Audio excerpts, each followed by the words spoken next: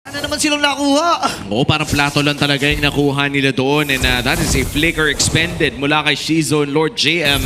Nakakuha pa nga ng kill ang Aurora doon. Kaya naman mas lalo pang lolobo ang kanilang gold lead to a 3,000 gold lead. At tumataba lamang ng tumataba si Domenkite. Legit na wala silang may papananong laban kung magiging ganun lang yung tempo ng ginagawa nila. They have to do a little extra para mabasag yung ginagawa ng Aurora. Okay. Kahit Heavy spin. Nakatakas lang. Aray ko. Ang dami nilang ipinilit doon.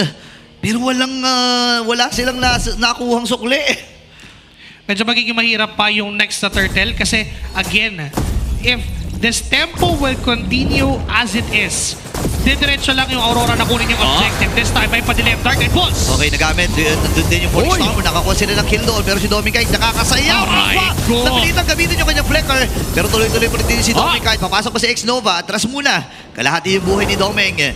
Pero parang tagumpay pa rin ata yung para sa AP Bren, ha? Ito na talaga yung yung masasabi natin na sumusubok talaga yung AP Bren na makahanap ng kill. Sadyang napakasakit na lang talaga ni Domenkite at 6 minutes in. Ganun yung yung laya na binigay sa kanya nung early game. Talagang siya yung binibigyan ng protection and pinipigilan ng Aurora yung right side ng river. Lagi. Every single time. Kasi wala naman na silang problema doon sa EXP. Nagkasukatan na Edward siya pa yung nakabawas, hindi rin siya nasasaktan doon sa isang alis. So, nagiging gravity ng ikot ng Aurora would be towards Domenkite. They have to scale this Harriet as perfect as they can. Oo, at ngayon mukhang susubok na naman na lumaban dito ang side ng AP Bren. Mukhang di sila makakaalis ng mid lane do. Okay, Falling Summer nagamit. Sakto din! Yung Throne of Ruin, pero maiipit yung dalawang membro mula dito sa AP Bren. At dumating na lang si Domenkite para kitilin ang mga buhay. May trade na ginagawa dun sa may top lane. Itong si X-Nova, wala silang choice break. Kailangan nilang gawin to. Walang iya yung spin doon ni Domenkite. Dalawang AP Bren members na ipit niya sa isang iskinita.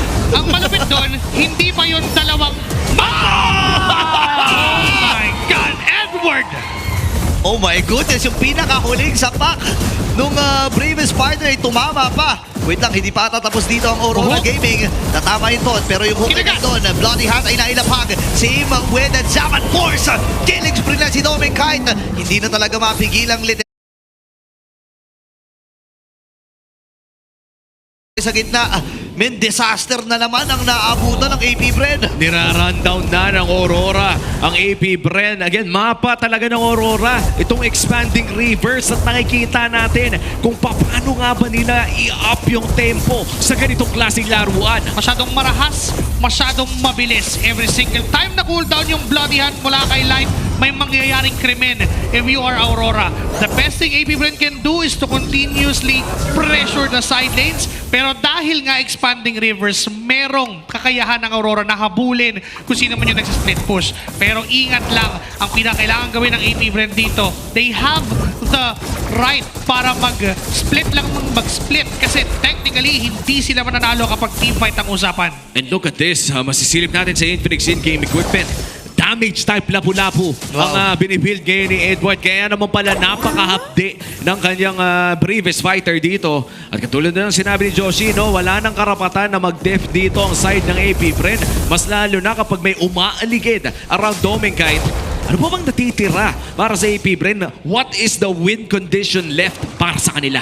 Dapat perfectly placed and layered yung mga skills na meron. But Lord JM, okay, makakatakas naman siya doon. Nagamit na rin yung Dark Knight Pulse. And again, we're talking about yung ganitong layer ng skills na pwedeng gawin ng AP Bren. Parang pilit ata. Nagamit din yung breaker. Bloody Hand!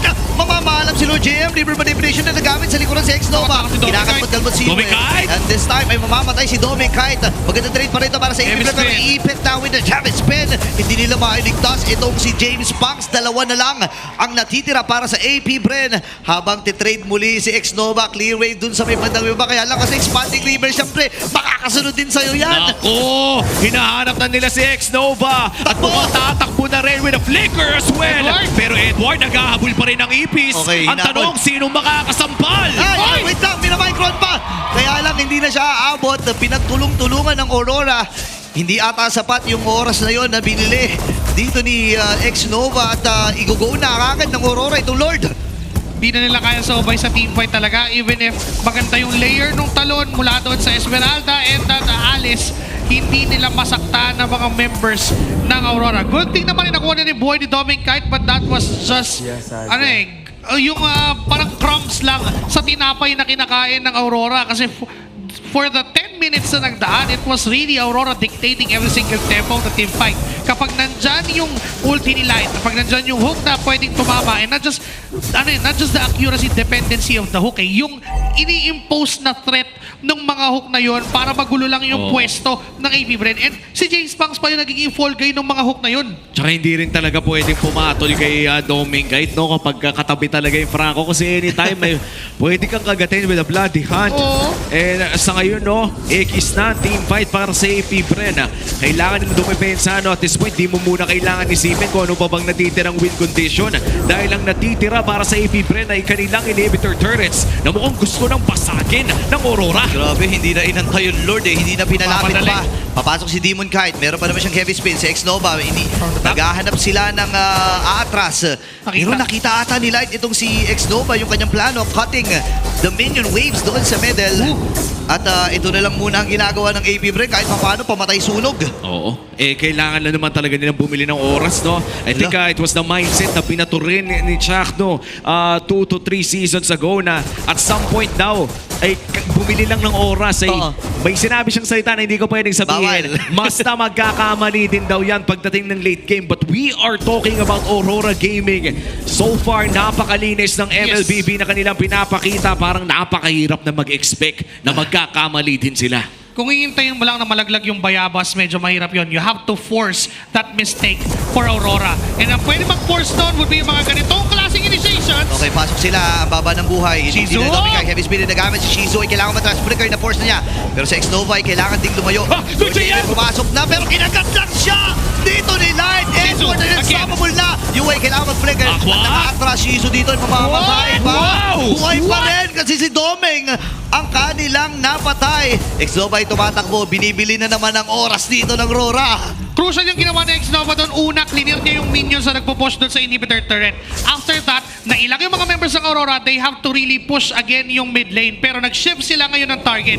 Nahanap ni Shizu and even si Lord JM. Dahil kinagat na ni Light itong si Lord JM, nagkaroon ng laya itong si Shizu. Magkakaroon na rin siya ng mga sustain items na kailangan niya against that Harif.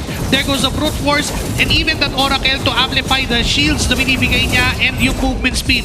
Kaya nabuhay si Shizu doon sa engagement na yon. And AP Bren can continue doing this, pero up to what extent? 17 minutes? 19 minutes?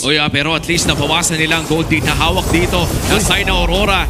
That is the Winter's Crown Pop para dito kay Light. Mula sa almost 7K, bumaba na ng 5.5 ang gold lead. Pero lamang pa rin ang malaki ang AP, ang Aurora dito. Concealed play, binato na ng AP. Bren, naharap nila si Edward! Alam nila, walang defensive item si Edward. Napakakatay nung kalmot. Shizu? Pero si Shizu may ibit ba? Retribution na ginamit na ni Demon Kite. Heavy spin na bibitawan na rin. Kailangan matras si Shizu. Aabutan ba siya? Ililigtas sana ni Roger pero hindi umabot. Kaya lang si X-Nova ay nakakuha ng kill. Mamamatay itong si Edward. Napakagandang shot mula sa kanya. Fritz Yako sa likod. Kaya lang si Doming Kite nagwawala rin ako with a kill. Kaya lang buhay pa ang tatlong miyembro mula din sa Aurora. At si James Punks ay namatay. Dalawa na lang ang natitira para sa AP Bren. Mukhang libreng Lord na ito para sa kupunan ng Aurora Gaming. Wala nang kayang lumaban para sa side ng AP Bren. Kaya na may lista mo na ang Lord na ito. Ano ang kailangan gawin ng AP Bren para dumipensa sa upcoming Lord Siege ng Aurora? Kailangan agad ba-clear yung minions doon sa top lane ng AP Bren o bottom lane nila rather sa view nila, and yung mid lane kailangan ma-clear din na mabilis. Yung yung bottom lane naman ay okay lang din dahil may mga minions medyo pantay pa yan at this moment. Pero paglabas ng Lord kasi doon magkakaroon ng differential. They have to really plan how they want to defend this. Pwede nga gawin ni X-Nova ay mag-snipe ulit ng backline o i-cut niya yung mga minion waves, tapos yung ibang members ng AP Bren kailangan tiisin yung front to back damage na gagawin ng Aurora. And ito yung kailangan talagang abangan for AP Bren kung magagawa ba nila lahat na nabanggit mo dahil sa dinami ng sinabi mo, parang ang hirap gawin ng first step pa lang. And for the side of Aurora Gaming, tinitignan nila na ipatuloy pa ang kanilang win streak sa ligang ito. Gusto nilang sabayan ang 13-1 ng Onyx mula sa Season 14. But for AP Bren, they are looking at tournament life. Kapag natalo sila dito, ay tapos na ang kanilang playoffs contention. Makakadepensa pa kaya ang mga beast mula sa siege ng Aurora? Okay, nabasag yung Torre sa ibaba. Ngayon yung Lord ay sinasalubong nila Edward ay humarap na rin at nagpapakita sa mga miyembro dito ng AP Bren. Tagumpay ang unang flow ng wave na kanilang na-clear. Sapa. Ngayon gitna naman ang magiging target. Meron pang heavy spin dito si Demon Kite. Papasok pa si Lord JM. Hindi na nga muna. Sasalubungin na ni James Rock. Hindi na padidikitin para doon sa kanilang Torre. Shizu ay humaharap na rin. Aray ko. Napakasakit na ng mga hit. Oh, Lord JM minabutan. Itong si Dominic Kite makakatakas. Si Lord JM nagamit pero nagpagamit din. Nakapit doon. Winner's Crown. Lord JM hinahabol pa rin si Dominic Kite. Mapamatay Naku po. itong si Aqua. Talagang ang target Tapos na. na dito si Dominic Kite. Nakatatlo na magiging apat pa nga ata. Pop lang yung immortality. Ngayon si Lord JM. What? Next Nova na lang What? dito. Dominic! Mapapatay nila si Dominic. Atras muna si Next Nova pero maubos ang AP Bren. Aurora Gaming ay magpapatuloy at ang kanilang win streak ay hahawakan pa rin nila. And with that, Aurora Gaming eliminates AP